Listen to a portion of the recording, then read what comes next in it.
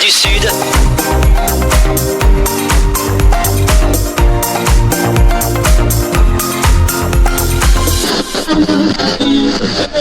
L'invité du jour. Le rendez-vous de Radio Cool Direct. Je suis avec Jérémy H, donc le directeur d'Albret Tourisme. Bonjour Jérémy. Bonjour. La Bourse aux échanges, c'est un rendez-vous incontournable pour le tourisme en Lot-et-Garonne, pour les offices. Oui, tout à fait. C'est un peu le point de départ pour nous. C'est le moment d'échanger toute la documentation en un seul lieu, sur un seul moment, de récupérer toute la documentation de tous les prestataires, les producteurs, les sites de loisirs, et évidemment aussi pour nous, office de tourisme, de diffuser notre propre documentation aux autres offices de tourisme et à tous nos partenaires. La saison est lancée là, du côté de l'Albret ou pas? Alors la saison est lancée, la saison fluviale est lancée puisque les ports sont ouverts là depuis le 1er avril. Bon, la saison touristique réellement en fait va attaquer avec les vacances de Pâques. Donc c'est-à-dire la fin de semaine on y est. Par exemple à partir de mardi prochain, le Moulin des Tours va ouvrir chez nous. Alors le Moulin des Tours, c'est le Moulin des Tours de Barbaste, donc qui est un site patrimonial qui se visite en groupe ou pour individuel et qui est ouvert depuis Pâques jusqu'à la Toussaint.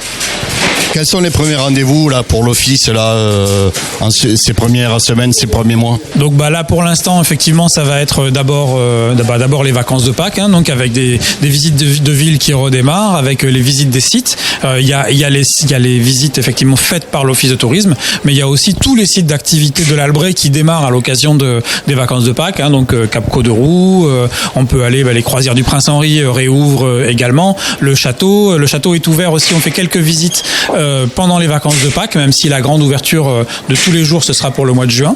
Donc en fait tout redémarre actuellement, et puis après on va très vite enchaîner après les vacances de Pâques sur les ponts. On a de la chance cette année, il y a beaucoup de ponts sur le mois de mai, plus quelques manifestations, les journées des moulins par exemple. Donc ça va aller crescendo. Il y a un rendez-vous aussi, tu me disais le 8 juin, c'est ça, à Nérac. Oui, alors le 8 juin, ça sera pour nous effectivement l'occasion de faire la bourse au dépliant locale, donc pour récupérer la documentation vraiment de proximité.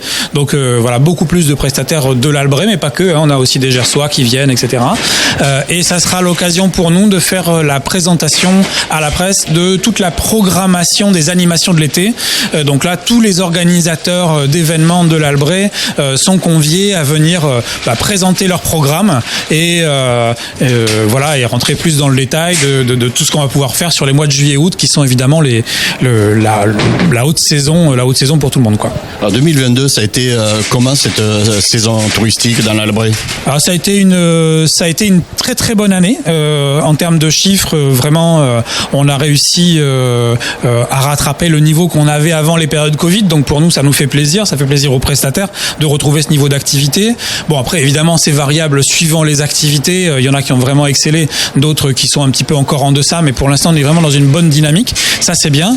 Après c'est aussi une année qui a été difficile et parfois même un peu inquiétante, on a vu tous les incendies, les problèmes d'eau qu'on peut avoir, ça c'est des éléments qui nous inquiètent et qui obligent effectivement à réfléchir différemment. C'est une année un peu de virage, on attendait un peu, il y a eu les problèmes de l'inflation aussi qui sont venus se cumuler là-dessus, et donc qui nous oblige à repenser aussi un peu le tourisme différemment. C'est une année un peu là-dessus.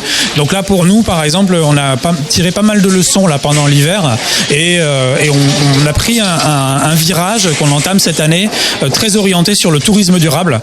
Donc pour être toujours assez performant économiquement, on va dire, mais en étant beaucoup plus attentif à tout ce qu'on peut faire de positif par rapport à la protection de l'environnement et par rapport à l'aspect social, c'est-à-dire être plus inclusif, permettre à plus de personnes de partir en vacances. Donc voilà, c'est quand même aussi une année qui génère beaucoup de réflexions. Ça veut dire que la canicule, ça vous a surpris, ça a impacté un peu le tourisme dans sa normalité? Ah oui, ça nous a surpris par son ampleur. C'est-à-dire que le principe de la canicule, ça faisait déjà des années, mais à ce point-là, si tôt dans l'année, parce que ça avait commencé au mois de juin, ça s'est cumulé avec les incendies qui étaient quand même directement liés.